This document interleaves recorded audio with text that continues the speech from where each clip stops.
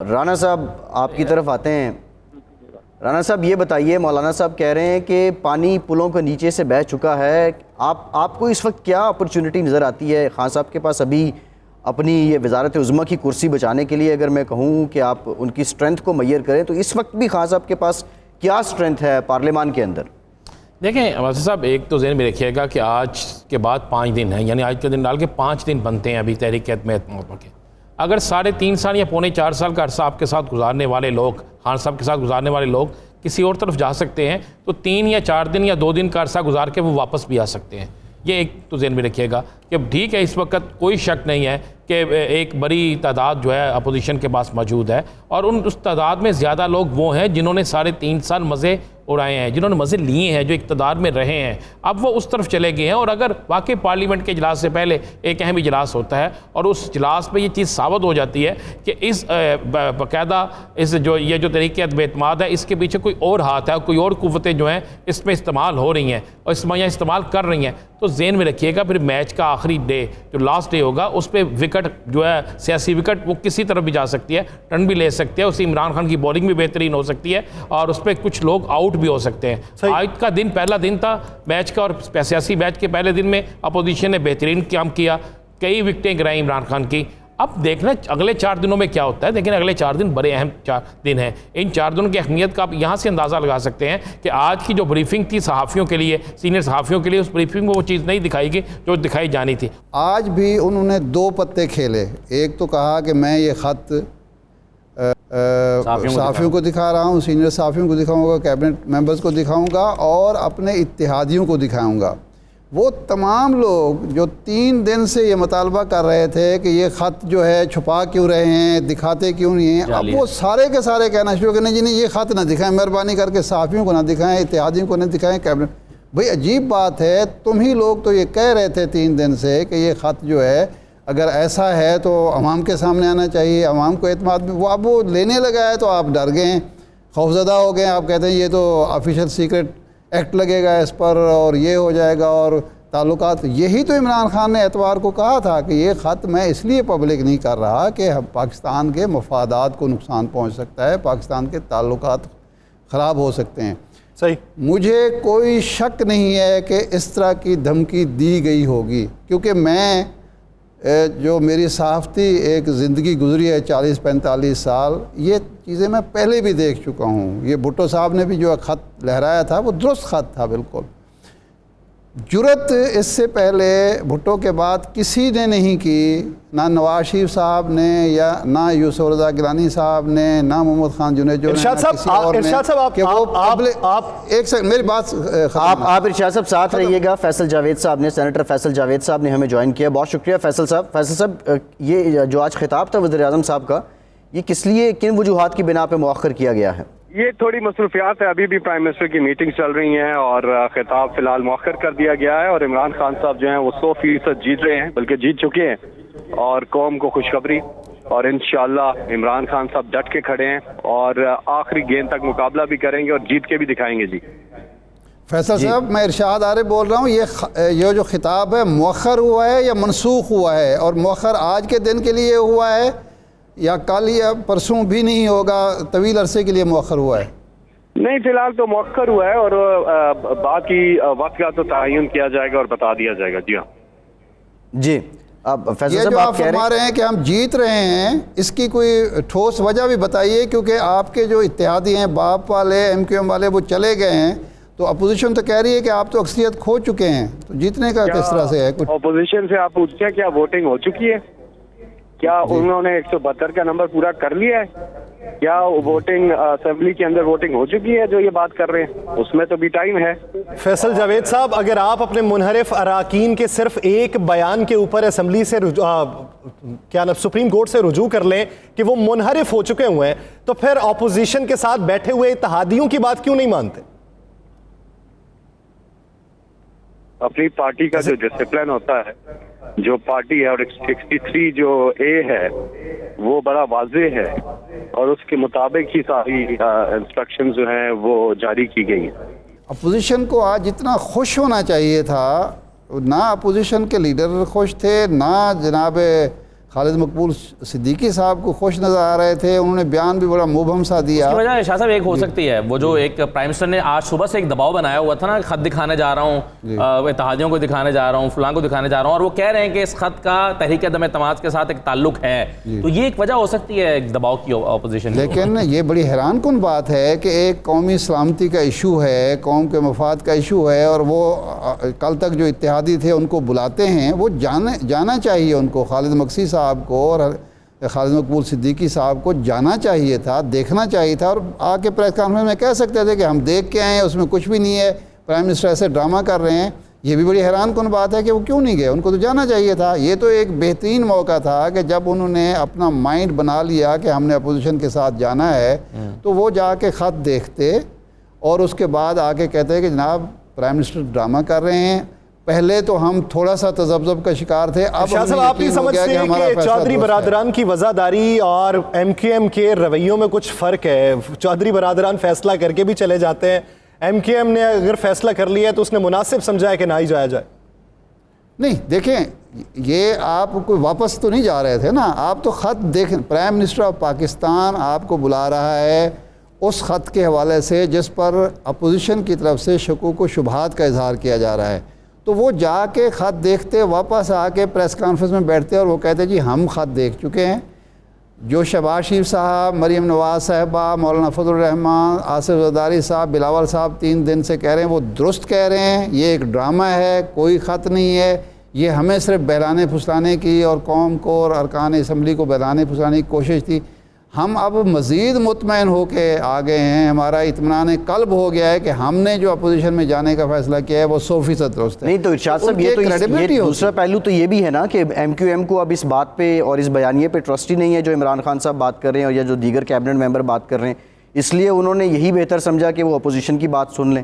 اگر کچھ بھی انہیں ذرا بر بھی اعتماد ہوتا وہ بات تو سمجھتے، یہ بھی ایک پہلو ہو سکتا ہے۔ بہرحال یہ خیر ٹھیک ہے، مختلف باتیں ہیں جو مختلف اپروچز ہیں جس سے متعلق لوگ اپنے انالیسس بالکل دے سکتے ہیں۔ 2 چیزیں ایسے میں اگر عباس صاحب آپ جی شور اجازت دیں تو میں ایڈ کرنا چاہتا ہوں۔ دیکھیں، ایک تو یہ ہے کہ اگر 8 تاریخ کو جب یہ تحریک عدم اعتماد جمع کرائی گئی اور جس وقت جمع کرائی گئی اس وقت میں پرائم منسٹر کے ساتھ بیٹھا تھا، اور اس دوران میں پرائم منسٹر کو پتہ نہیں تھا کہ یہ تحریک عدم اعتماد اب آنے والی ہے، حالانکہ پرائم منسٹر کے پاس کتنی انٹیلیجنس رپورٹس ہوتی ہیں۔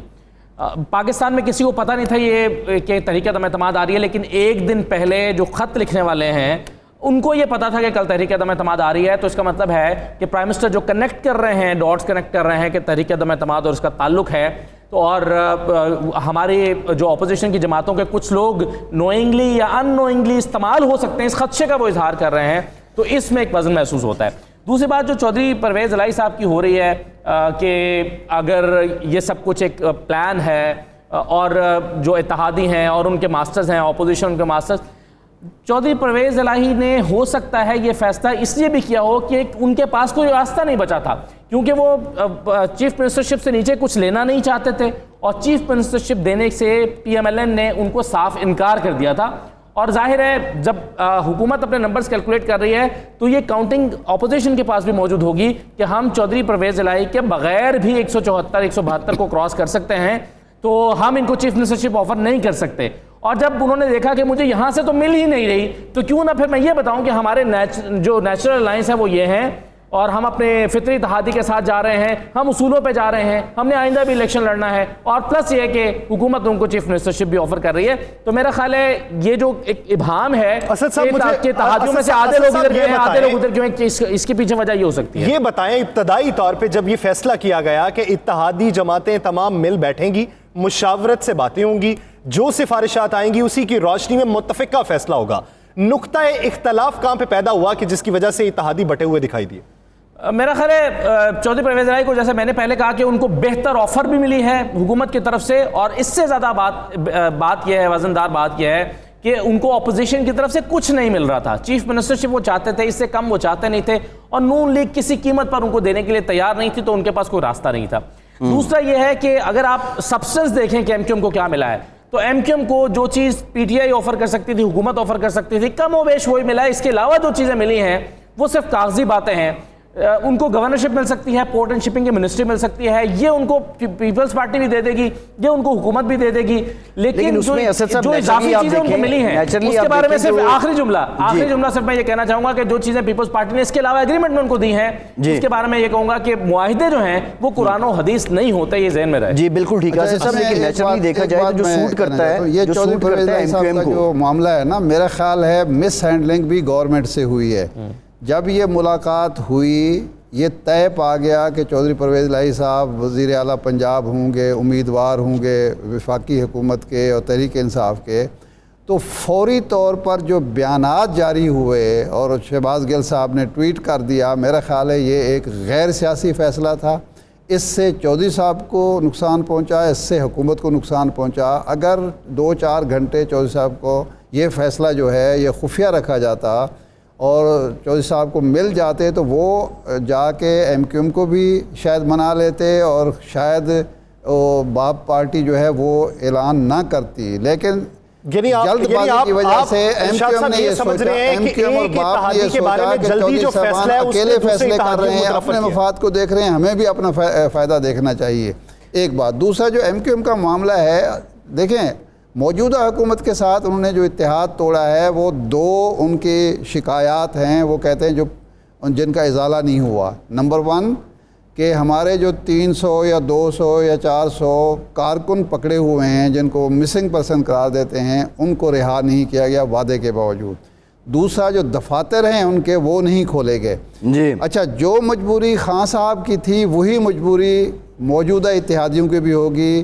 میرا نہیں خیال کہ دفتر کھولنا زرداری صاحب کے بس میں ہے, کیونکہ خان صاحب جو تھے جب یہ چیئرمین سینٹ کے خلاف عدم اعتماد کی تحریک آئی تھی, خان صاحب نے ان اداروں سے جن کی ان پٹ پر یہ دفتر بند کیے گئے اور بند ہیں آج تک اور ابھی تک نہیں کھولے گئے, ان سے پوچھا کہ کیا ہم یہ کھول سکتے ہیں. تو ان پٹ یہ تھی کہ یہ دفاتر اگر کھلے تو موجودہ ایم کیو ایم پاکستان یہ یقین دہانی کرانے کی پوزیشن میں نہیں ہے کہ اس کو ایم کیو ایم لندن والے استعمال نہیں کر سکیں گے. اور دوسرا جو لوگ گرفتار ہیں سنگین جرائم میں, ان کے بارے میں موجودہ ایم کیو ایم نے کبھی یہ نہیں کہا کہ یہ کوئی دہشت گرد تھے یا بتہ خور تھے یا باقی جو کام وہ کرتے رہتے ہیں. تو اس کی وجہ سے شکوک و شبہات ہیں اداروں کے کہ یہ بھی ایم کیو ایم لندن کے بیسیکلی کارکن ہیں, اس لیے ان کو رہا اس وقت نہیں کیا گیا. اور میرے پاس وہ رپورٹ موجود ہے جو بنی تھی اس موقع پر. تو آج کیا ان کو چھوڑ دیا جائے گا ان لوگوں کو اور دفاتر کھول دیے جائیں گے؟ اگر یہ ہوتا ہے تو یہ بہت بڑا بڑے امپورٹنٹ پوائنٹس ہیں ارشاد صاحب, بڑے امپورٹنٹ پوائنٹس ہیں جو آپ نے اٹھائے ہیں, آپ نے جو اٹھائے ہیں بڑے امپورٹنٹ پوائنٹس ہیں. لیکن اس کے ساتھ ساتھ اگر سیاسی لحاظ سے دیکھیں تو ایم کیو ایم کو پیپلز پارٹی کا سندھ حکومت کے ساتھ اتحاد نیچرلی بھی اس حد تک سوٹ کرتا ہے کہ اب کراچی میں انہوں نے مقابلہ پی ٹی آئی کا کرنا ہے, کیونکہ پی ٹی آئی بڑی جماعت ہے, پیپلز پارٹی وہاں پہ اس طرح نہیں ہے. تو انہیں ظاہر ہے ایک اپوزیشن بھی چاہیے تھی. پھر ان کے جو معاملات ہیں وہ سندھ گورنمنٹ سے زیادہ ریلیٹڈ ہیں, تو وہ نیچرلی تو اب جو حالات آ رہے ہیں اس پہ تو انہیں کسی حد تک سوٹ بھی کرتا ہے. سلمان عابد صاحب, یہ یہاں پہ بہت زیادہ ذکر ہو رہا ہے چودھری پرویز الہی صاحب نے جو فیصلہ کیا ہے. بعض لوگوں کا یہ کہنا ہے کہ چودھری صاحب نے یہ فیصلہ اس وجہ سے کیا کہ زرداری صاحب تو کسی حد تک کمٹمنٹ دے رہے تھے لیکن نواز شریف صاحب کی جانب سے گو اہیڈ نہیں آ رہا تھا. لیکن پھر بات یہ ہوئی, زرداری صاحب نے کہہ دیا کہ رات 12 بجے انہوں نے مبارکباد دی اور صبح کہیں اور چلے گئے. کیا آپ ایگری کرتے ہیں کہ کوئی کنکریٹ کمٹمنٹ اپوزیشن چودھری صاحب کو نہیں دے سکی, یا کوئی اور ریزن تھی, اپنے فیوچر سیاست کو دیکھتے ہوئے انہوں نے عمران خان صاحب کے ساتھ جانا بہتر سمجھا؟ سلمان صاحب, بات تو اسد اللہ نے کی ہے, بالکل ٹھیک کی ہے کہ کوئی کنکریٹ جو ہے نا پیکج نہیں مل سکا پی ایم ایل کیو کو, پی ایم ایل این یا اپوزیشن کی طرف سے. لیکن ایک بات ذہن میں رکھیے کہ مونس الہی اور چودھری پرویز الہی یہ سمجھتے تھے کہ اگر انہیں فیوچر پالیٹکس میں جانا ہے تو وہ پی ٹی آئی کو زیادہ کمفرٹ سمجھتے ہیں, اور ان کا خیال ہے کہ ہمیں فیوچر میں بھی جو کولیشن ہے پنجاب کے کانٹیکس میں پی ٹی آئی کے ساتھ بنانا ہے, کیونکہ ان کو ان کا جو کام کا تجربہ ہے پنجاب کے اندر, جو 3.5 سال پنجاب کے اندر انہوں نے کام کیا, پی ٹی آئی نے کوئی بہت زیادہ مسائل پیدا نہیں کیے, اور جو ڈسٹرکٹ تھے جہاں پی ایم ایل کیو کا بڑا انفلوئنس ہے وہاں ان کو فری ہینڈ بھی ملا ہے. اس لیے مونس الہی خاص طور سے پرویز الہی کا خیال یہ تھا کہ ہمیں فیوچر کے کانٹیکٹ میں پی पी टी आई को देखना है, और उनकी पहली तरजीह भी यही थी कि हमें PTI जो है वो चीफ मिनिस्टर के तौर पर नॉमिनेट करे। अपोजिशन का तो उन्होंने टूल इस्तेमाल किया था, उनका बड़ा तर्क तजुर्बा है PMLN की सियासत के साथ, और आसिफ अली जरदारी साहब को कुछ देने की पोजीशन में नहीं थे जिनसे वो ले सकते थे। तो मेरा ख्याल है कि उन्होंने, जिसे कहते हैं ना खब्बी दिखा के सज्जी और सज्जी दिखा के खब्बी वाला साहब था, एक्चुअली उन्होंने अपोजिशन का एक हवा क्रिएट कर दिया था कि वो हमें वज़ीर आला के तौर पे सामने ला रहे हैं, और फिर PTI को खासतौर पे डिफेंसिव होना पड़ा। और फिर इस वजह से भी आप देखिए कि जो फ्यूचर पॉलिटिक्स है पंजाब की खासतौर पे, ये दो बड़ी सियासी जमातों के दरमियान है, इसमें एक PTI है और एक PMLN है। तो जब मुकाबला इन दो बड़ी जमातों के दरमियान है तो मुस्लिम लीग काफ को तो सूट करता था वो PMLN के मुकाबले में PTI के साथ अपनी फ्यूचर प्लानिंग जो है ना उसको रीबिल्ड करे।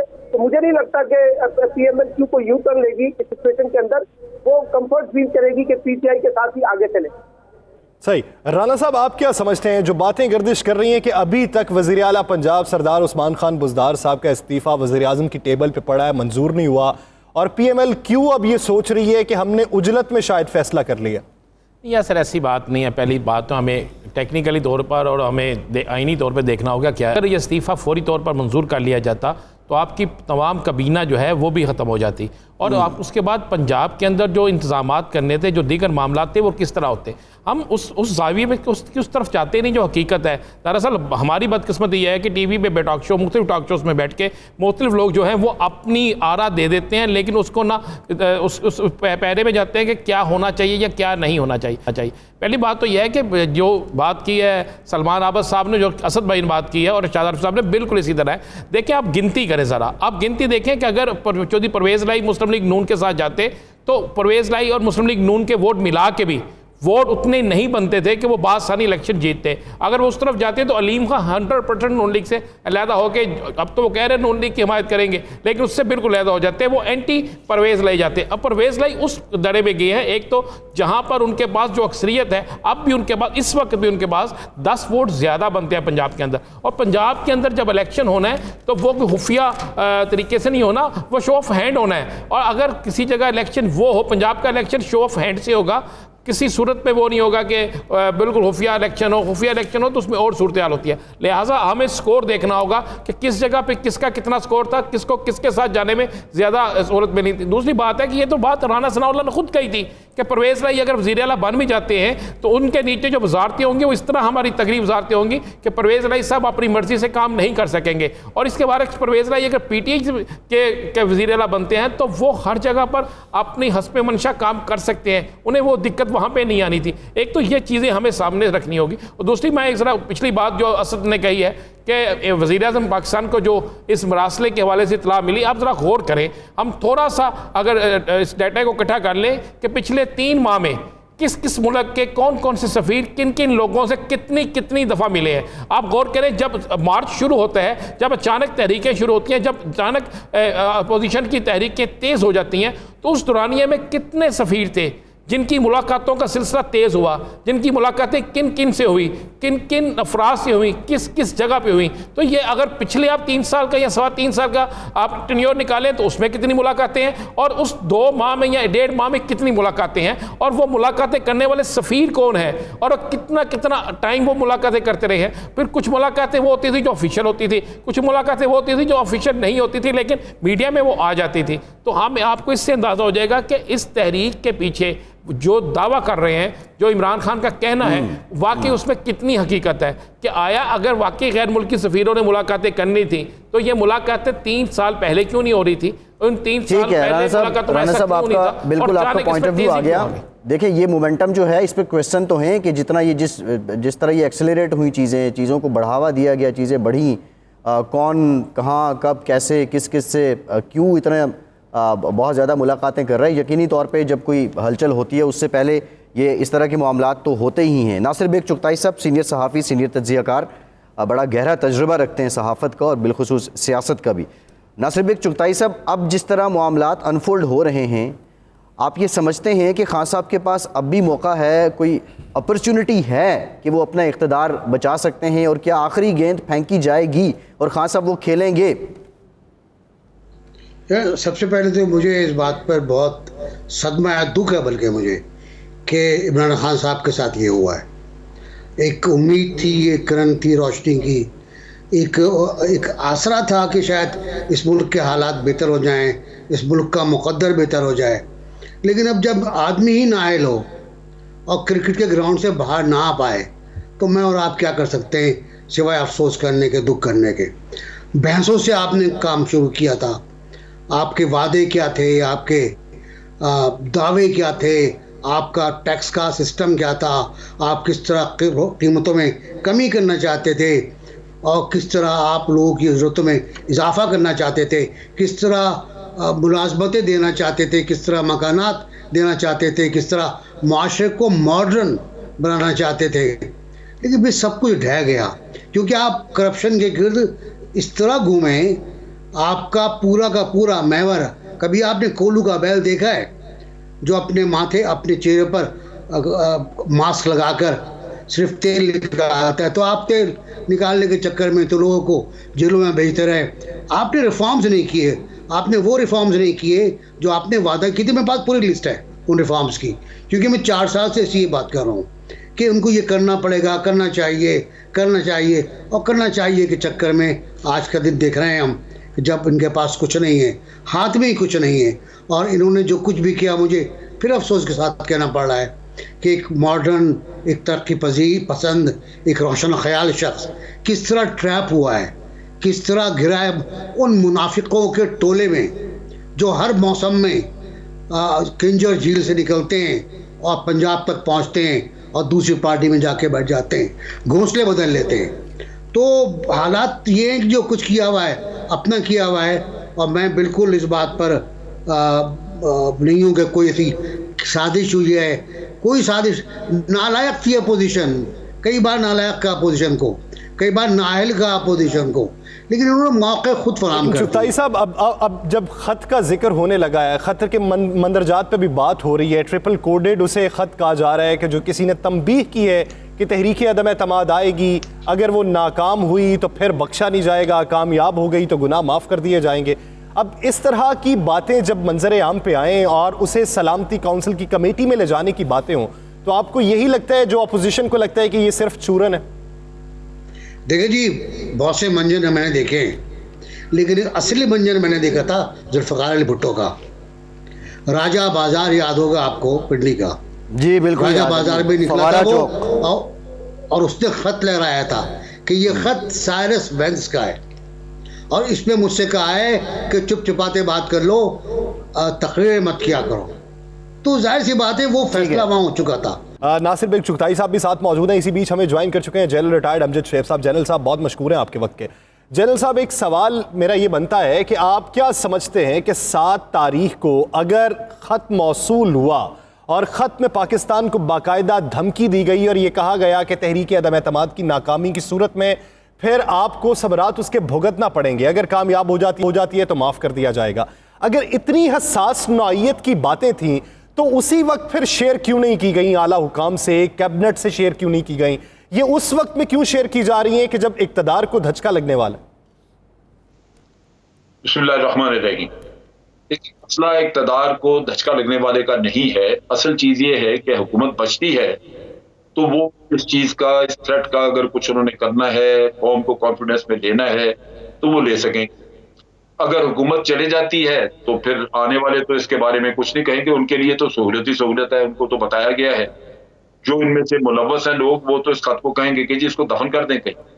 सो वो पहली चीज यही है कि हुकूमत बचाई, लेकिन स्ट्रेटजी गलत थी। आप ये देखिए कि 7 मार्च को जब खत आया तो सबसे पहले उसी वक्त इसके लिए मनसूबाबंदी करने की जरूरत थी, क्योंकि खत आपके पाकिस्तान के लिए खतरात पैदा करने वाला खत है। वो आगाही आपको ये दे रहा है कि आपके मुल्क के लिए ये खतरात हो सकते हैं अगर आप नो कॉन्फिडेंस मोशन को नाकाम कर देते। लिहाजा इसके पाबंदी करनी चाहिए थी। नेशनल सिक्योरिटी कमेटी का इजलास होता, उसमें ये सारे ऑन बोर्ड होते और अल्टीमेटली एक रिस्पॉन्स वर्कआउट की जाती कि इसको कैसे हैंडल करना है। वो नहीं हुई। प्राइम मिनिस्टर ने इसको एक ट्रम्प कार्ड के तौर पे समझा और उसको 27 तारीख तक लटकाए रखा और 27 को आके जलसे में बताया। तब लोगों को पता चला कि ये कोई खत है, लेकिन उसके बारे में भी शुबहत रहे। उस वक्त भी लोग कह रहे थे कि ये एक सियासी تماشا ہے کہ آپ لوگوں کو جس طرح بتا کے اپنی فیور میں کرنا چاہ رہے ہیں، تو اس کو بھی لوگوں کو سیریس نہیں لیا. سیریس لیا جاتا اگر یہ نیشنل سیکورٹی کمیٹی میں بات ہوتی اور ایک ریسپانس ورک آؤٹ ہوتی. اب بات یہ ہے کہ یہ جو خط یا اس کے مضمرات یہ تو ہمیں پتا تھا موجود ہیں، لیکن یہ ساری مشکلات بھی آپ کے لیے پیدا اسی وجہ سے ہوئی کہ جو آپ نے کام کرنے تھے یا جو بات آپ نے کی ان کو ڈپلومیٹک سٹائل میں نہیں کیا. آپ نے اگر یہ کہا ایبسولوٹلی ناٹ تو وہ کوئی لینگویج نہیں ہے جو کہ آپ استعمال کریں ایک سوال کو سامنے رکھتے ہوئے. اس کے لیے ہمیشہ آپ یہ کہہ سکتے ہیں کہ جناب آپ سے سوال ہوا کہ آپ اڈے دیں گے، آپ کہیں کہ جناب یہ بڑا سیریس قسم کا سوال آپ کا، اگر یہ درخواست کسی نے کی تو ہماری پارلیمنٹ فیصلہ کرے. تو آپ کے سر سے یہ بہت کر جاتا ہے، لیکن آپ ایبسولوٹلی ناٹ. تو بہت ساری اس طرح کی چیزیں ہیں جو کہ ہینڈلنگ میں خراب. پھر آپ دیکھیے کہ خان صاحب نے 7 مارچ کے بعد یہ ذہن میں رکھا کہ نو کانفیڈنس موو جو ہے یہ ناکام ہو جائے گی ویسے ہی، اور یہ جو پارٹنرز ہیں یہ لوگ ہیں یہ میرے ساتھ ہی رہیں گے اور میں کسی کے سامنے جھکوں گا نہیں، میں نے کسی سے بلیک میل نہیں ہونا. آخر میں آ کے ان سب کو آپ کو جا کے بات کرنی پڑی، آپ کو یا آپ کے لوگوں کو بات کرنی پڑی. اگر یہی لوگوں کو پہلے آپ کانٹیکٹ کر لیتے تو شاید ان کے لیے آسان ہوتا فیصلہ کرنا، لیکن آپ نے نہیں کیا. ہر چیز آپ کو کرنی پڑی، لیکن اس وقت پہ آ کے جب جنرل صاحب ایک ضمنی سوال یہ ہے، یہ تو جو حالات ہیں خان صاحب کی پولیٹیکل اسٹریٹجی وہ ہم سمجھتے ہیں کہ اگر یہ بہت سے کام پہلے کر لیے جاتے تو آج یہ دن نہ دیکھنے پڑتے، لیکن جو اسپیسیفکلی خط کا معاملہ ہے، خط کی حقیقت سے زیادہ خط پہ ابہام بہت زیادہ ہیں. ایون اس بات تک بھی ابہام ہے کہ یہ مراسلہ ہے یا یہ کوئی انٹرسپٹڈ میسج ہے یا باقاعدہ طور پہ ایڈوائزری ہے یا کوئی انالیٹیکل رپورٹ ہے، یہ کچھ بھی ابھی تک کلیئر نہیں ہے. لیکن آپ نہیں سمجھتے کہ اس وقت جو خط زیر بحث ہے، حکومت نے اس کو بحث میں لایا ہے، اپوزیشن بھی اس پہ صفائیاں دے رہی ہے، الٹیمیٹ نقصان جو ہے وہ نیشنل انٹرسٹ کو کہیں نہ کہیں جا کے ہو رہا ہے، اور تحریک عدم اعتماد کے ساتھ اس خط کو ریلیٹ کرنا آپ سمجھتے ہیں کہ یہ جائز ہے، یہ مناسب ہے؟ دیکھیے مناسب اس لیے ہے کہ کہا یہ گیا ہے کہ بیسک آبجیکٹو ہے اس حکومت کو ختم کرنا تاکہ نو کانفیڈنس کامیاب ہوتی ہے یہ چلے جائیں، اور اگر یہ ناکام ہو جاتی ہے نو کانفیڈنس یعنی یہ حکومت اگر رہ جاتی ہے پیچھے تو پھر پاکستان کے لیے مشکلات. یہ اس وجہ سے اس حکومت کے لیے یہ بڑا اہم. ارشاد صاحب کی طرف بڑھ جاتے ہیں. ارشاد صاحب جس طرح جنرل صاحب یہ بات کر رہے ہیں، جنرل صاحب بھی وہی بات کر رہے ہیں کہ خط موجود ہے، خط کے مضمرات پہ میں نہیں جاتا، لیکن جس طریقے سے اس کو ریویل کرنے کی کوشش کی گئی ہے، اسے ٹرمپ کارڈ سمجھا گیا، پلاننگ جو رکھی گئی ہے اس میں لوپ ہولز تھے جس کا خمیازہ بھگتنا پڑ رہا ہے. دیکھیں یہ تو اعتراض ہم بھی کر سکتے ہیں، کوئی اور بھی کر سکتا ہے. مسئلہ یہ ہوتا ہے کہ جس آدمی پر ذمہ داری عائد ہوتی ہے یا جو ان معاملات کو ڈیل کر رہا ہوتا ہے، یہ فیصلہ اس نے کرنا ہوتا ہے کہ میں نے کس وقت کیا قدم اٹھانا ہے. مشورہ دینا آسان ہے، لیکن جو آدمی دیکھیں نا، آج وہ یہ خط جو تھا خطاب کرنا چاہتے تھے، ان سے ریکویسٹ کی گئی آپ خطاب نہ کریں، روک دیا گیا. اس وقت اگر یہ خط پبلک کرنا چاہتے یا اس انداز میں سامنے لانا چاہتے تو ممکن ہے اس وقت روک دیا جاتا، ہمیں آپ کو پتہ ہی نہ چلتا کہ خط ہے بھی صحیح، کوئی خط آیا بھی ہے یا نہیں آیا. تو اس آدمی نے دیکھا ہوگا کہ کون سا مناسب وقت ہوگا کہ جب اس کو میں ظاہر کروں اور کہاں، کس موقع، کس جگہ پہ ظاہر کروں. انہوں نے سمجھا کہ عوام کا ایک جمع غفیر ہے، اس کے سامنے میں ظاہر کروں گا. ایک تو یہ ہے کہ لوگ چونکہ وہ ایک چارج کراؤڈ ہوگا، وہ اس کی جو سنگینی ہے اس کو محسوس کریں گے. اگر میں کسی ٹی وی انٹرویو کے دوران اس کی بات کر دوں تو شاید اس طرح سے اس کو سمجھا نہ جائے. دوسرا، ہر سیاستدان ہمیشہ ہر معاملے سے اپنا سیاسی فائدہ دیکھتا ہے، سیاسی فائدہ اٹھانے کی کوشش کرتا ہے. یہ نہیں ہوتا. بھٹو صاحب جب وہ راجہ بازار میں جا کے لہرا رہے تھے، وہ قومی اسمبلی میں بھی لہرا سکتے تھے، قومی اسمبلی تو موجود تھی، لیکن انہوں نے مناسب نہیں سمجھا قومی اسمبلی میں وہ بات کرنا. وہ جا کے راجہ بازار میں کی، کیونکہ ان کے نزدیک وہ موزوں جگہ تھی. بیسیکلی بحث اسی پر ہونی چاہیے کہ اگر یہ خط موجود ہے، یہ دھمکی ہمیں ملی ہے، تو یہ دھمکی عمران خان کو نہیں ملی، یہ پاکستان کو ملی ہے، پاکستان کی خارجہ پالیسی کو ملی ہے، پاکستانی کی خودداری کو ملی ہے، پاکستان کی قومی غیرت کو للکارا گیا ہے. تو اس کے ساتھ ڈیلنگ جو ہے حکومت کی، اپوزیشن کی، میڈیا کی، لیکن ارشاد صاحب یہاں پہ سوال یہ بنتا اسی ہے انداز کہ میں ہونے اگر چاہیے، یہ عمران نہیں خان دیکھنا چاہیے صاحب کہ کو ہی عمران کو ملی اس کا ہے، کیا فائدہ ہے، عمران کو کیا نقصان ہے۔ ارشاد صاحب اگر عمران خان صاحب کو ہی ملی ہے تو انہیں پاکستان سے علیحدہ کیسے کیا جا سکتا ہے کہ جب آپ ایک چیئر پہ بیٹھے ہوں تو دھمکی آپ کو ملی تو وہ انڈائریکٹ پاکستان کو ہی دھمکی ملی؟ تو میں تو یہ بالکل یہی ہے، اور کیا ہے، عمران خان جو پالیسی اختیار کر رہا ہے وہ پاکستان کی پالیسی اختیار کر رہا ہے یا اس کو ذاتی کیا فائدہ ہے؟ مجھے آپ بتائیے یا کوئی بتا دے کہ عمران خان اگر روس کے ساتھ تعلقات اچھے کرنا چاہتے ہیں، وہ غلامی سے نکلنا چاہتے ہیں، یہ کہ کیا حقیقت نہیں ہے کہ ہمارے ہاں امریکہ جب چاہتا ہے، یہ تک کہا جاتا ہے، جنرل حمید گل نے کہا کہ مجھے اس لیے آرمی چیف بننے سے روک دیا یا نہیں بن سکا کہ امریکہ نہیں چاہتا تھا۔ جس ملک میں امریکہ کا اتنا زیادہ انفلوئنس ہو کہ یہاں ہم FATF میں پھنسے ہوئے ہیں، ہم IMF پہ قرضے کیوں لیتے ہیں؟ اس لیے کہ ہمارا پیسہ باہر چلا جاتا ہے، کوئی پوچھنے والا نہیں ہے۔ ہمارے ہاں جو لا لیسنس ہے، کیا وہ ہماری اس غلامی کا نتیجہ نہیں ہے؟ یعنی افغانستان میں صورتحال خراب ہوتی ہے، ذمہ دار ہم ٹھہرائے جاتے ہیں، امریکہ ناکام ہوتا ہے، ذمہ دار پاکستان ہے۔ تو اگر وہ اس پالیسی سے نکلنا چاہتا ہے تو اس کو کیا فائدہ ہے ذاتی طور پر؟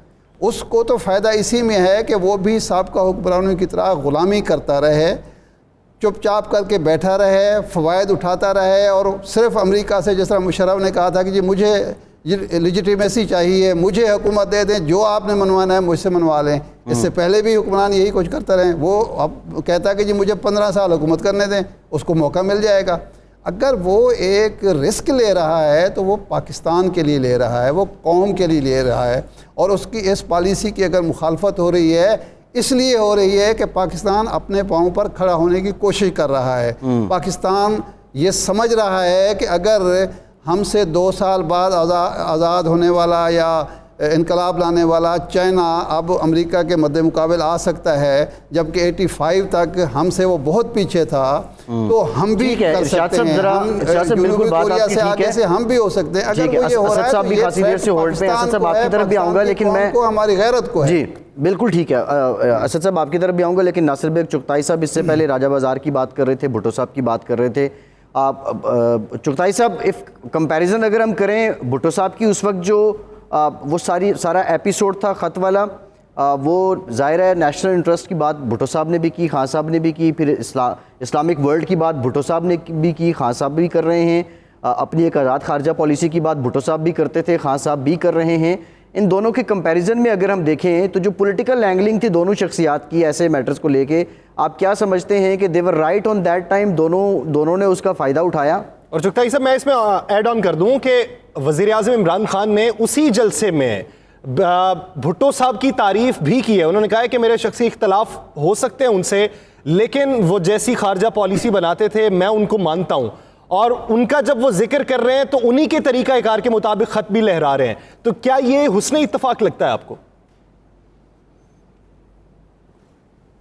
پہلے تو آپ جو پورا فرد جرم ہے بھٹو صاحب پر وہ دیکھ لینا کہ فرد جرم کیا ہے۔ شمالی کوریا کی حمایت، ویتنام کی حمایت، تیسری دنیا کو اکٹھا کرنے کا کوشش، اسلامی سربراہ کانفرنس کا انعقاد، اور اسلامی سربراہ کانفرنس سے پہلے مشورہ کر کے امریکہ پر آئل ایمبارگو لگوانا، اور اس کے بعد بھی آئل ایمبارگو لگوانا، امریکہ کے خلاف کارروائیاں، اور اس کے بعد آپس کے ملکوں کو یکجا کر کے، UAE کی بات کر رہا ہوں میں آپ سے، یکجا کر کے قوت بنانا، یہ سب چیزیں ایسی تھی۔ اور پھر اس کے بعد لوگ برا مان جاتے ہیں، میں کہتا ہوں اس کا سب سے بڑا جرم قادیانی مسئلے کو حل کرنا تھا پاکستان کے اندر، جس نے پتہ نہیں کتنی جانیں لے لی تھی۔ وہ بقول بھٹو کے یہ میرا پروانہ موت ہے جس پہ میں سائن کر رہا ہوں۔ تو یہ چیزیں تھیں۔ ان کے کھاتے میں کیا ہے سوائے یوکرین کے؟ مجھے بتا دیں کیا ہے کھاتے کے اندر؟ نہ ایٹم بم ہے، نہ ایٹمی پلانٹ ہے، نہ کوئی ایٹم بم کا دھماکہ ہے، نہ کشمیر کی واپسی ہے۔ کشمیر اینکس ہو گیا، ٹھنڈے پیٹوں بیٹھ گئے ایک تقریر کرنے کے بعد، اور کہا میں سفیر ہوں، سفارت بھی نہیں کی۔ تو میں نہیں سمجھتا کہ بھٹو کا، ہاں امیدیں بہت تھیں، ان سے زیادہ میں نے جیسے پہلے عرض کیا، بہت سی امیدیں تھیں جو پوری نہیں ہو پائی۔ ایبسلیوٹلی ناٹ بھی تو ہے نا، پوری نہیں ہوئی۔ ناصر صاحب ایبسلیوٹلی ناٹ بھی تو ہے ان کے کھاتے میں۔ میں خط کے بارے میں بات کرنا چاہ رہا ہوں۔ یہ خط نہیں ہے میرے بھائی، یہ ایک سچویشن رپورٹ ہے जो आपके एक एम्बेसडर ने लिख के भेजी है कि मैंने ये सुना। मैंने कोई मुल्क आपको बराह रास्त से लिख के नहीं भेजेगा कि मैं तुझे देख लूँगा, तू बाहर निकल के देख। कोई नहीं लिख के भेजेगा कोई मुल्क। डिप्लोमेसी की एक ख़ास लैंग्वेज होती है। जैसा कि किसिंगर ने अगर भुट्टो से कहा था बरहना अल्फाज में कि मैं तुम्हें तारीख़ का मैं इबरत भी बना दूंगा, तो बना दिया ना उसने। लेकिन भुट्टो तारीख़ में ज़िंदा हो गया, वो ज़िंदा हो गया। और भुट्टो साहब ने कहा था कि मैं तारीख़ के हाथों मरना पसंद नहीं करूँगा। ये तो फ़लसफ़ा है। देखिए ये इंटेलेक्ट है। ये एक थर्ड वर्ल्ड का एक लीडर था जिसको मार दिया गया। ये तो फर्स्ट वर्ल्ड का भी नहीं है, सेकंड वर्ल्ड का भी नहीं है, थर्ड वर्ल्ड का भी नहीं है। अभी तो अपने मुल्क का लीडर नहीं है। जी ठीक है। असद साहब आपकी भुट्टो तरफ साहब आते के हैं। साथ जो हुआ वो गलत था, जो इमरान खान के साथ हो रहा है ठीक हो रहा है। नहीं, ये भी क्या हो रहा है इनके साथ? यही तो रोना रो रहे हैं हम इतनी देर से बैठ के। ये हो क्या रहा है उनके साथ, बताए ना मुझे आप। अगर उसमें दौरा रूस का जिक्र है, अगर रूस के दौरे से जाना गया, प्राइम मिनिस्टर हाउस में रेड हुआ, उन्हें गिरफ्तार करके मरी भेजा गया, 20 बच्चों को कैद खाने में डाला गया, फिर मुकदमा चला, झूठा मुकदमा चला, फांसी दी गई, क्या हुआ उनके साथ?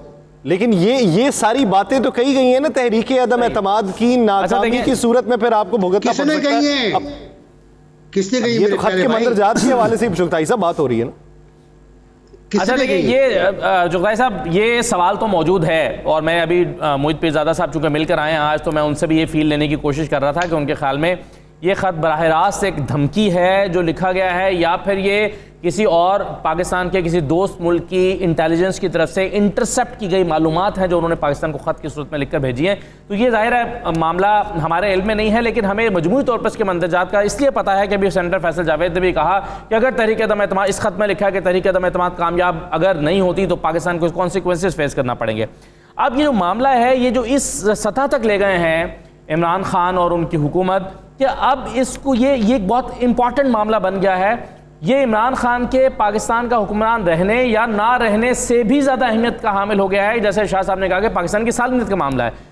क्योंकि अगर इमरान खान ठीक दावा कर रहे हैं तो इसका मतलब ये है कि ये अपोजिशन के खिलाफ एक चार्जशीट है, कि अपोजिशन मिली हुई है, और अगर इमरान खान गलत दावा कर रहे हैं तो फिर ये इमरान खान के अपने खिलाफ एक चार्जशीट होनी चाहिए कि वो पाकिस्तान की सालमियत को खतरे में डाल रहा है। तो ये तो पता चलेगा कि अगर ये चीज़ जो है वो इसका फैसला होगा, ये पाकिस्तान की नेशनल सिक्योरिटी कमेटी बैठ के या पाकिस्तान के जो बड़े हैं वो सब बैठ के ये फैसला करते हैं। तो ये मेरा ख्याल है खत का मामला ऐसा नहीं हो सकता कि ये सियासी मुफादात के लिए इसको एक मौजू बनाया जाए और फिर ये हवा में ख़त्म हो जाए, ये तारीख की किताबों में गुम हो जाए, और 25 साल के बाद हम बैठ के ये फैसला दोबारा कर रहे हों कि जैसे भुट्टो को धमकी मिली थी। फैसला होना चाहिए, बिल्कुल ठीक है, इसका फैसला होना चाहिए, प्रॉपर फोरम है उस पर होना चाहिए जी। अच्छा, ये फोरम पे बड़ा इंपॉर्टेंट पॉइंट आपने रेज किया। सलमान आबिद साहब, आज जो हमने पहले भी जब हम टाइमलाइन देखते हैं, पहले बात की गई कि इसको सुप्रीम कोर्ट के सामने चीफ जस्टिस साहब के सामने रखा जाएगा, फिर ये हुआ कि कैबिनेट काबीना के कुछ लोगों को दिखा दिया गया, फिर ये हुआ कि नेशनल सिक्योरिटी मीटिंग में आएगा, फिर ये भी खबर आई कि इन कैमरा ब्रीफिंग जो है वो इस पे दी जाएगी, इत्तेहादी जमातों को भी दिखाने। हाँ, इत्तेहादी जमातों से इससे मुतालिक भी बात हुई। अब जो फोरम है वो नेशनल सिक्योरिटी मीटिंग जो है, नेशनल सिक्योरिटी कमेटी है, वही है इसका फोरम।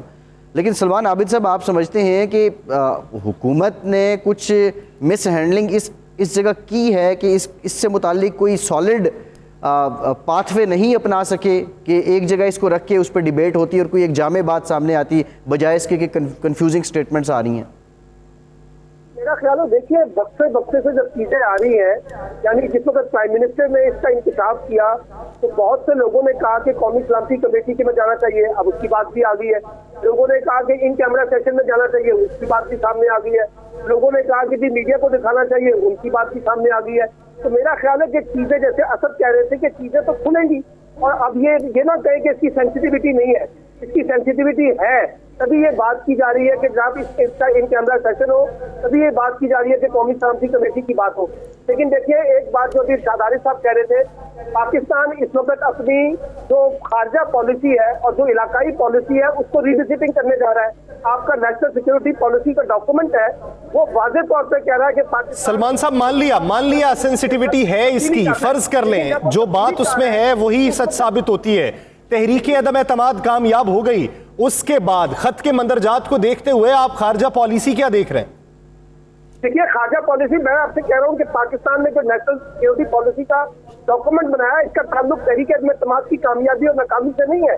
اس کا تعلق یہ ہے کہ پاکستان نے ایک لانگ ٹرم اپنا ایک روڈ میپ بنا لیا کہ ہم نے اس کانٹیکس میں جانا ہے. اب اس پر رکاوٹیں پیدا ہو رہی ہیں ان بڑی طاقتوں کی جو پاکستان کی جو ڈیزائن کی ہوئی پالیسی ہے اس سے انحراف کر رہے ہیں اور وہ چاہتے ہیں کہ پاکستان کو دباؤ ڈالا جائے. شاہ محمود قریشی نے کہا کہ ہم پہ بڑا دباؤ تھا کہ رشیا کا دورہ نہ کیا جائے, چین کے بارے میں ریزرویشنز ہیں, تو اس لیے اور جو ریجنل کنیکٹیوٹی کی اور جیو اکنامکس کی بات ہو رہی ہے, تو مجھے یہ لگ رہا ہے کہ سارا جو پریشر آ رہا ہے اس کے اندر آپ کیسے اس کو رول آؤٹ کر سکتے ہیں کہ جی باہر کی قوتیں جو ہے اس پورے کھیل میں انگیج نہیں ہوں گی. بالکل ہوں گی کہ آپ ان کے نیشنل ان کے جو انٹرسٹ ہے اس کے اوپر ضرب لگا رہے ہیں. جب آپ کہہ رہے ہیں ایبسولوٹلی ناٹ کہہ رہے ہیں, آپ یورپین یونین سے یہ کہہ رہے ہیں کہ جناب آپ ہمیں تو خط لکھ رہے ہیں لیکن کیا آپ نے ہندوستان کو خط لکھا ہے اس کے بارے میں؟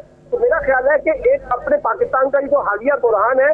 ٹھیک ہے سلمان صاحب ان پہلوؤں کو نظر انداز نہیں کیا جا سکتا. بالکل ٹھیک بات آپ کی سلمان صاحب. کنول شوذب صاحبہ پاکستان تحریک انصاف کی ایم این اے ہیں, وہ بھی ہمیں جوائن کر چکی ہیں. کنول صاحبہ تھینک یو ویری مچ, آپ سے بھی بات کریں گے, لیکن رانا صاحب پنجاب کی جو سیاست ہے بہت باریک بینی ہے آپ کی, اس پہ بڑی گہری نظر ہے.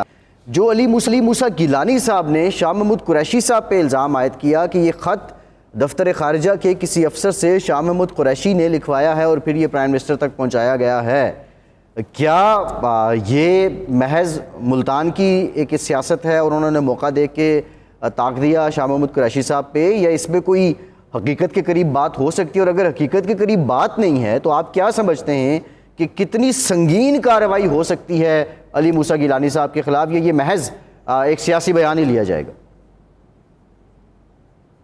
رانا صاحب دیکھیں, ایک چیز تو بڑی کلیئر ہے واسی صاحب کہ دو چیزیں ہم دیکھ لیں ذرا. پہلے میں تھوڑا سا, ایک تو جس شخص نے یہ بیان دیا ہے کہ شاہ محمود قریشی نے یہ وزارت خارجہ کے کسی افسر سے لکھوایا, پہلے تو وہ دیکھیں وہ بندہ کون ہے, ان پر الزامات کیا ہیں, ان کی سیاست کیا ہے, ان کا ماضی کیا ہے, انہوں نے پہلے کیا کرتے رہے, ان کے آپس کے اختلافات کیا ہیں. یہ بات وہ شخص کرتا جو پاکستان کی قومی سیاست کے اندر جس کا بڑا معتبر نام ہوتا, یا جس کے متعلق کہا جا سکتا کہ یہ واقعی اس کی انفارمیشن, اس کی رائے جو ہے اس کی اہمیت ہے. ایک تو ذرا یہ دیکھنا ہو.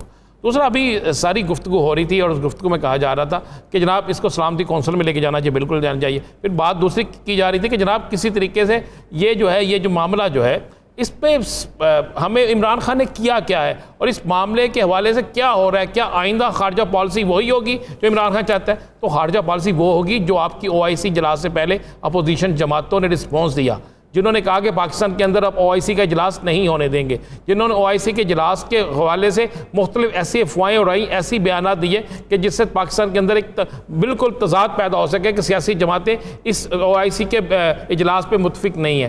یہ پاکستان کے اندر سب سے بڑی دعویٰ دار جماعت جو ہے اسلام کے حوالے سے کہ ہم بہت بڑی دعویٰ دار ہیں, جمعیت علماء اسلام. ان کے جمعیت علماء اسلام کے سربراہ جو ہے مولانا فضل الرحمان نے کیا اسلامی سربراہی کانفرنس کے حوالے سے ایک لفظ ایسا ادا کیا کہ یہ پاکستان کے لیے بہتر ہے, پاکستان کے اندر اسلامی ممالک وہ دیکھنا ہوگا کہ OIC وزرائے خارجہ کونسل کے اجلاس کے دوران میں کس نے کیا بیان دیا اور اس کے پیچھے محرکات کیا تھے. کنول شوذب صاحبہ کی جانب بڑھوں گا. کنول صاحبہ کیا سمجھتی ہیں, جب ایک وقت میں باتیں ہو رہی ہیں کہ بیرونی سازش ہو رہی ہے, تحریک عدم اعتماد بھی اسی بیرونی سازش کا حصہ ہے, تو کیا MQM پاکستان اسی بیرونی سازش کی تکمیل کی سہولت کار بن گئی؟ بسم اللہ الرحمن الرحیم, تھینک یو ویری مچ. اگر مجھے اجازت دیں تو جو آپ نے عظیم صاحب سے بات پوچھی میں اس پہ ایک کامنٹ کرنا چاہ رہی تھی. جو علی موسیٰ گیلانی صاحب نے ایک انتہائی غیر ذمہ دارانہ بیان داغا ہے, تو میں اس سلسلے میں یہ بتانا چاہ رہی ہوں کہ جس طرح رانا صاحب نے کہا, میں انہی کی بات کو آگے بڑھاؤں گی. کل کے اٹھے ہوئے یہ بچے جن کو نہ ملک کی سلامتی کی کوئی فکر ہے, نہ کوئی سینسٹیوٹی کا پتہ ہے, نہ خالصی کا پتہ ہے, یہ اٹھ کے اس طرح کے کامنٹس کریں تو ایسے ہی ہے چور کی داڑھی میں تنکا. یہ اس طرح کے کرافٹ کر کے لاتے رہے ہیں. ان کے یہاں جھوٹ کو سچ بنانا اور سچ کو جھوٹ کرنا بہت آسان کام ہے. اور ان کے جو لیڈر ہیں زرداری صاحب, وہ تو ہمیشہ کہیں بھی بات کو بعد میں کہہ دیتے ہیں کہ یہ کون سا حدیث قرآن ہے جو ہو گیا ہے. تو اس لیے ان سے آپ یہی امید رکھیں, ابھی جو آپ تماشے دیکھ رہے ہیں کہ متحدہ قومی موومنٹ اتفاق کی بات ہے، ہمارے ساتھ الائز رہے، ہم نے ان کا بڑی محبت بھی کی، میں ان کے خلاف کوئی بیان نہیں دوں گی، لیکن مجھے حیرت اس بات پہ ہوئی کہ 1992 سے لے کے 1999 تک جن کے مہاجروں کے خلاف آپریشنز کیے گئے، آج انہی کے بیچ میں بیٹھ کے تو خالد مقبول صدیقی صاحب نے ایک ایگریمنٹ سائن کیا اور ان لوگوں کے ساتھ سائن کیا ہے، کمل صاحبہ بھی سائن کیا تھا۔ ایم کیو ایم اب جو کٹ پتلیاں ہیں شہباز شریف، آصف زرداری، مولانا فضل الرحمان، ان کے ساتھ جا ملی ہے، تو کیا اب وہ بھی اس سازش میں آپ کے خلاف اعلی کار بن چکی ہے؟ دیکھیں میں صرف اتنا کہوں گی کہ وزیر اعظم عمران خان صاحب نے آج تمام جو ہمارے الائز تھے ان کے جو ہیڈز ہیں ان کو انوائٹ کیا تھا تاکہ وہ بھی آ کر اس جو ڈاکیومنٹ ہے اس کو دیکھ لیں۔ یہ ڈی کلاسیفائڈ نہیں ہے ابھی فی الحال، یہ ایک اس کے ڈپلومیٹک نارمز بھی ہیں، ایک سیکرٹ بھی ہے کہ اس کو اس طریقے سے پبلک نہیں کیا جا سکتا، تو انہوں نے معذرت کر لی۔ میں سمجھتی ہوں کہ ان کو موقع دیا گیا تھا کہ وہ آ جاتے۔ یہ سازش ہمارے خلاف نہیں ہے، یہ تو ملک کی عزت، حمیت، ایک آزاد خارجہ پالیسی اور آنے والی نسلوں کی غلامی سے جڑی ہوئی ہے۔ تو ہمارا کیا ہے، دیکھیں حکومتیں تو آنی جانی ہیں، ہم کیریکٹرز ہیں، ملک کی سلامتی سب سے ضروری ہے، ہم آج ہیں کل نہیں ہیں، لیکن جو سب سے زیادہ میٹر کرتی، اسٹیٹ میٹر کرتی ہے، آپ کا ملک میٹر کرتا ہے اور اس کی پالیسیز میٹر کرتی ہیں جو آنے والی نسلوں پہ امپیکٹ ڈالتی ہیں۔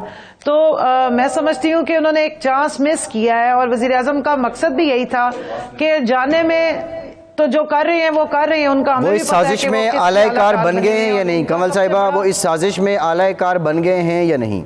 میں بتا تو رہی ہوں آپ کو، میری بات سن لینا۔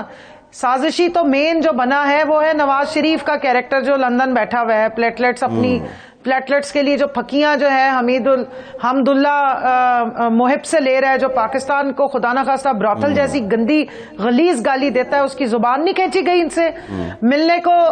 وہ جو پلیٹلیٹس کی بیماری کا علاج یا اپنی جو 90% دماغ کی شریانوں کا مسئلہ تھا، وہ شریانے وہ کھلواتے ہیں اسرائیل کے ایمبیسڈر سے مل کے یا اجیت دیول کے بھیجے ہوئے ڈیلیگیشن کے ساتھ۔ آپ ہارون رشید صاحب کا ویلاگ چیک کریں نا، انہوں نے کیا بتایا ہے۔ تو یہ کیا ان کو حلوہ پیش کرنے آئے تھے جس سے ان کی دماغ کی شریانیں کھلنی تھی، یا ان کے کڈنیز کا علاج ہونا تھا، یا جو دل میں خط میں یا مراسلے میں لکھا ہوا تھی اس کا علاج کرنے آئے تھے؟ کمل صاحبہ یہ خط یا مراسلے میں نواز شریف صاحب سے میرے اور آپ کے دل پہ لکھا ہوا ہے، یہ میرے اور آپ کے دل پہ لکھا ہوا ہے، ہمیں اپنا دشمن پتہ ہے کہ یہ جو بظاہر 174 نمبر منحرف اراکین کے علاوہ اپوزیشن کا 174 نمبر بن گیا ہے، اس کی واپسی کا راستہ آپ کو سیاسی طور پر کیا نظر آتا ہے؟ کیا آپ سمجھتے ہیں کہ اپوزیشن کے کچھ لوگوں کو ساتھ ملائیں گے؟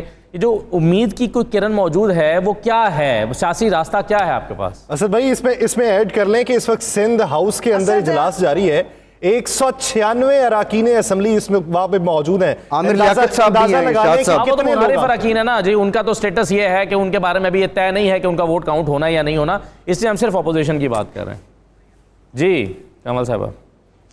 جی اسد، یہ نمبرز کا جو ایک میجک کریٹ کرنے کی کوشش کی گئی ہے، اگر نمبر ان کے پاس پورے تھے اپوزیشن کے تو کیا ضرورت ہے اتحادیوں کی بھی؟ اور دوسرا اصل گیم ہونی ہے جس دن ووٹنگ ہونی ہے، اس دن کتنے لوگ سامنے آتے ہیں اور کتنے لوگ آ کے ووٹ کر کے جائیں گے وہ میٹر کرتا ہے۔ اجلاس جہاں مرضی بلا لیں، کھانے پہ جس کو مرضی بلا لیں، جتنا مرضی لوگوں کو ڈیٹینشن میں رکھ لیں، کسی کے مساج کروا دیں، کسی کو میریٹ میں کھانے کھلوا دیں، جو مرضی ان کا دل میں آتا ہے کر لیں۔ اصل میچ اس دن ہے جس دن انہوں نے اسمبلی میں بلا کے ووٹ کاؤنٹ کروانا ہے، اس دن تک کا میں بھی انتظار کر رہی ہوں، آپ بھی اس دن کا انتظار کریں۔ یہ اگر یہ سارا ڈرامہ نہ ہوتا تو یہ استعفے کے لیے نہ کہہ رہے ہوتے، یہ بالکل نہ کہتے کہ وزیر اعظم خود ہی استعفیٰ دے دیں، کیونکہ اندر سے ان کو بھی پتا ہے کہ حالات خراب ہیں۔ وہ جو 163 یا 162 کی سیڑھی تھی نا، وہ آج تک انہوں نے بھی پورے نہیں دکھائے ہیں۔ پارلیمنٹری پارٹی کی ان کی میٹنگ میں بھی بندے پورے نہیں آتے رہے ہیں۔ سو ابھی بھی ہم تو دیکھیں، ہم کھلاڑی ہیں وزیر اعظم عمران خان کے ٹرینڈ کیے ہوئے، اور وزیر اعظم جو ہے وہ آخری شارجہ کا آپ کو شاید وہ آخری بال پہ چھکا یاد ہے، تو ہم تو آپٹمسٹک لوگ ہیں، ہم تو بیٹھے انتظار میں انشاءاللہ تعالیٰ، اور آخری دن تک لڑیں گے، اور کچھ نہیں تو کم از کم، اور کچھ نہیں تو کمل صاحبہ ارشاد عارف صاحب ساتھ موجود ہیں، وہ کوئی بات کرنا چاہتے ہیں۔ میری بات سن لیجئے نا، مجھے ایک جملہ صرف بول لینے دیں۔ اور کچھ نہیں تو کم از کم یہ تو نظر آ جائے گا پوری قوم کو بھی اور ہمیں بھی کہ اس ڈیفائننگ مومنٹ پہ اس ملک کے جب کراس روڈز پہ کھڑا تھا تو کون لوگ کس طرف گئے تھے اور کون جو ہے وہ امر بالمعروف کے ساتھ کھڑے ہوئے تھے اور کون جو ہے وہ منکر نکیر میں شامل ہو گئے تھے. ٹھیک ہے ارشاد صاحب, وہ ذرا یہ چیزیں اس میں ہماری ون ون سچویشن ہی ہے. جی ارشاد صاحب. ارشاد صاحب پوچھیے. میں نے تو نہیں میں تو صرف وہ تصحیح کرنی تھی کہ وہ چھکا جو تھا وہ میاں داد نے لگایا تھا, خان نہیں لگایا تھا. میں پوچھنا یہ چاہتا ہوں, یہ فرمائیں کہ یہ جو آپ کے اتحادی ایک ایک کر کے جا رہے ہیں, آخر کیا آپ سے غلطی ہوئی یا کیا مس مینجمنٹ ہوئی کہ آپ کے اتحادی 3.5 سال تک وہ چھوڑ کے اپوزیشن کے صفوں میں جا کے بیٹھ گئے؟ ایم کیو ایم کے ساتھ کیا ہوا, باپ کے ساتھ کیا ہوا؟ دیکھیں ارشاد صاحب, ہماری تو پہلی دفعہ حکومت ہے 3.5 سال, لیکن جن کرداروں کی آپ بات کریں ان کی تو بڑی پرانی ہسٹری ہے. تو وہ کیا کہتے ہیں, ساڈا چڑیاں دا چمبا ہے اساں ہن اڑ جانا, یہ تو ایک پریکٹس بنی ہوئی ہے. یہ تحفے ہمیں ملے تھے سیاست میں. میں کوئی یہ آپ اپنے لیے استعمال کر رہی ہیں یا اتحادیوں کے لیے؟ نہ میں اتحادیوں کے لیے کر رہی ہوں نہ اپنے لیے کر رہی ہوں, لیکن چند کنے اڑ جانا ہے, کنے اڑ جانا ہے کمل صاحبہ؟ 25 سے 30 ہے, سن لینا. 25 سے 30 ایسے کیریکٹرز ہیں جو اڑ جایا کرتے ہیں الیکشنوں سے 6 مہینے 8 مہینے پہلے, جن کو آپ عرف عام میں الیکٹیبلز کہتے ہیں. تو یہ الیکٹیبلز کی سیاست ہم نہیں کہتے کمل صاحبہ, نہ یہ بات نہ کریں, ہم نہیں کہتے. آپ لوگوں نے انہی کو الیکٹیبلز کہہ کے اپنے ساتھ جوڑا تھا. ہم نے غلط کیا تھا, میں اس چیز کے ایگری نہیں کر رہی تھی. ہمیں ہمارے بورن اینڈ بریڈ بہت لوگ تھے, اور اللہ کرے گا انشاءاللہ تعالیٰ یہ امر بالمعروف کا جو وزیر اعظم نے نعرہ بلند کیا, جو پرچم بلند کیا, اس کے بعد ہمارے اپنے بورن اینڈ بریڈ جو آرگینک گروتھ کے ساتھ ہمارے اپنے لوگ سامنے آئیں گے انشاءاللہ, وہی اسٹیک ہولڈر ہوں گے. جہاں تک اتحادیوں کی آپ نے بات کی, دیکھیں ہمارے بہت سارے اتحادی ہیں جن کی اگر آپ پروگریسز دیکھ لیں, بلوچستان میں آپ ترقی دیکھ لیں, جو میں حیران ہو رہی تھی کہ ان لوگوں کے بیچ میں بیٹھ کے ہمارے پہ تنقید کی جا رہی تھی جس کو ہم سر آنکھوں پہ لیتے ہیں, کہ جنہوں نے تو بیڑا غرق کیا بلوچستان میں, حکومتیں گراتے رہے. مینگل صاحب کی اب حکومت گرانے والے کون تھے؟ تو میرے سے زیادہ آپ کو معلوم ہے کہ یہی 2 پارٹیاں تھیں جو ہمیشہ ان کو بیک سٹیپ کرتی رہی. لیکن میں زیادہ تنقید نہیں کروں گی, ان کی اپنی چوائس ہے. ان کو لگتا ہے کہ انہی لوگوں کے ساتھ ریٹرن ایگریمنٹ کر کے شاید اگر ان کو گارنٹیز مل گئی ہیں تو وش دیم بیسٹ آف لک. لیکن سیاست میں جس طرح کی روایتی سیاست کے عادی ہیں, راستے کھلے رکھے جاتے ہیں, دروازے بھی کھلے رکھے جاتے ہیں, اور ڈائیلاگ کی اور بات چیت کی ہمیشہ گنجائش رکھی جاتی ہے.